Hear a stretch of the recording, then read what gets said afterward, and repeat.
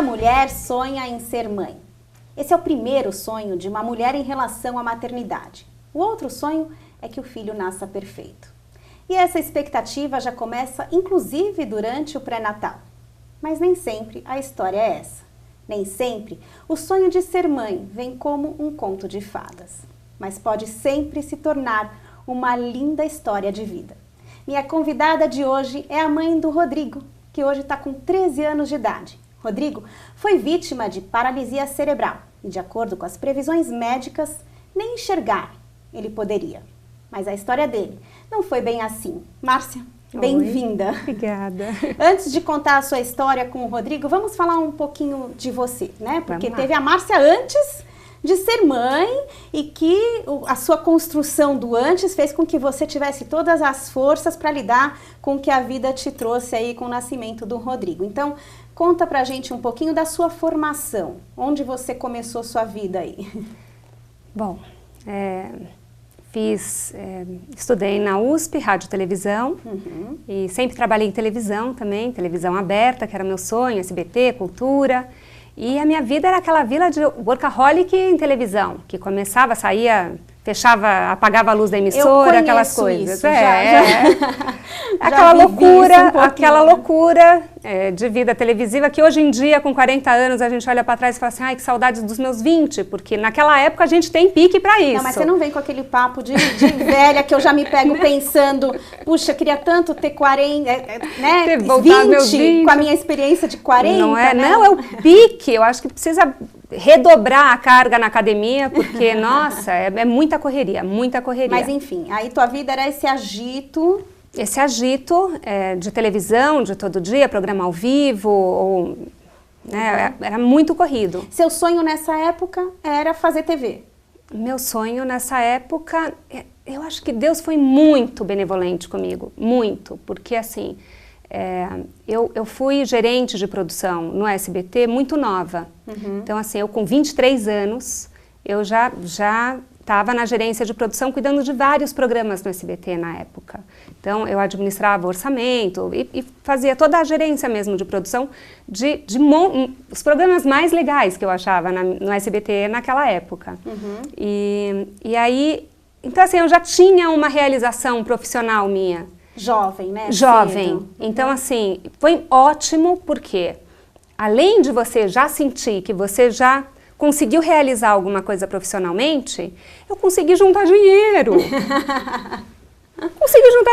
Mas daí a gente já traça um perfil da sua personalidade, né, Sim. Márcia? Você sempre deve ter sido uma pessoa muito determinada, obstinada, Sim. dedicada. E eu perdi meu pai muito cedo. Então, assim, a gente sabia que alguma coisa algo pode dar errado. Entendi. Então, assim, eu não era aquela profissional que, conforme a cada promoção, era deslumbrada e saía comprando o carro do ano, comprando coisa. Eu tinha o meu carro o carro era para ir e para levar, era aquela coisa funcional. E juntava dinheiro porque sabia que, sei lá, alguma coisa pode acontecer nessa vida. Então, comprei meu apartamento, já tinha minha casa, mas assim, não era aquela pessoa que gastava dinheiro com viagens, com carros, com roupas, com tudo aquilo. Tinha o dinheirinho.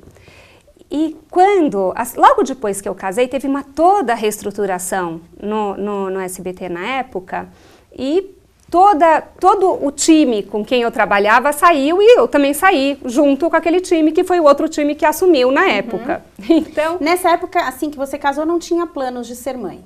Não. Você está casada há quantos anos? Nossa, peraí, eu casei em 98, então já tem aí uns 15 anos. Ok, 15, não demorou tanto até o Rodrigo nascer, não né? demorou tanto. Okay. E foi o seguinte, eu casei, lua de mel, depois de uns 2 meses... já acabei saindo do SBT. Entendi. Então eu falei assim, que bom, porque aí a gente vai ter uma lua de mel, a gente vai poder aproveitar o casamento. E eu tinha uma reserva, eu estava tranquila. Não era aquele desespero para preciso trabalhar, eu vou curtir. E aí? Só que aí eu engravidei. Ah, você engravidou? Logo na sequência, nesse período between jobs, eu engravidei. Entendi. E aí... eu falei assim, opa, então então também Você Deus... do Rodrigo? Do Rodrigo. Ele é o seu primeiro filho? Ele é meu primeiro filho. Então eu falei assim, tá bom, não ter aquele ritmo alucinado. Então, a gravidez do Rodrigo toda, você estava sem trabalhar? Sem trabalhar. Quer dizer, fazendo freelas, um freela aqui, um freela lá. Ninguém ia contratar fixo, a pessoa, ainda mais naquela época, ou hoje também. Como também. era essa expectativa da maternidade quando você engravidou sem planejar, né? Pelo que eu entendi, foi não planejada. Foi tranquilo, poderia ter também. Na verdade, não é que não foi nem planejada e nem evitada. Sim.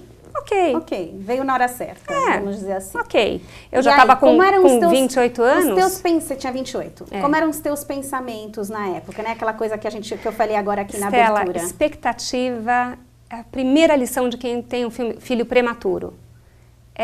É a palavra, é o primeiro ensinamento. Mas peraí. Tem que tomar muito cuidado. Claro que você tem a expectativa de nascer uma criança com 9 meses, mas saudável. Seu filho foi prematuro. Ele nasceu com 25 semanas. 25 semanas a gente está falando do 5 5 meses completos e 6º mês. Entrando no 6º mês de gravidez. Teve algum aviso antes de que você daria à luz tão cedo?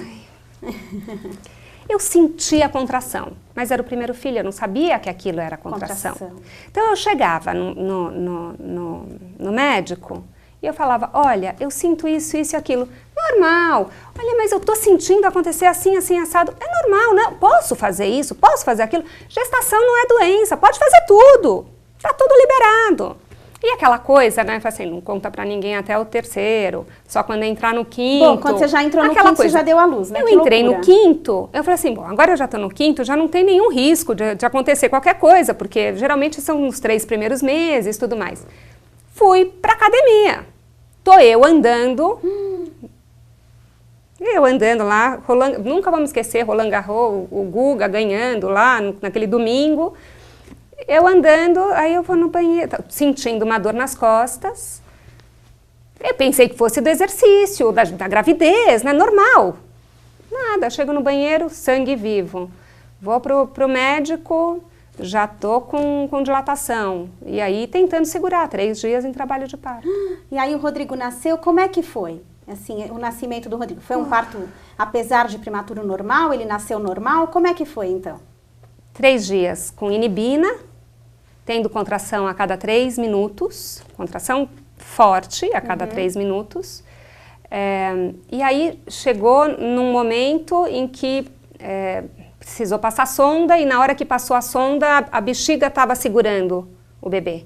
Na hora que esvaziou a sonda, estourou a bolsa. Até então a gravidez foi normal, tirando o parto prematuro, ele dentro, o neném estava normal. Ele estava normal, só que ele não estava formado. Ok. E aí quando ele nasceu, o que aconteceu? E aí quando ele nasceu, foi isso, nasceu, foi quase que jogado para fora, sem anestesia, sem nada, parto absolutamente normal, mas ele era pequeno também, tudo bem. Okay. Só que eu quase que não vi, porque ele era muito pequeno, então o médico pegou, eu não vi, só vi a mão dele, já foi direto entubado, já foi direto para UTI. E aí já foi diagnosticado com paralisia cerebral?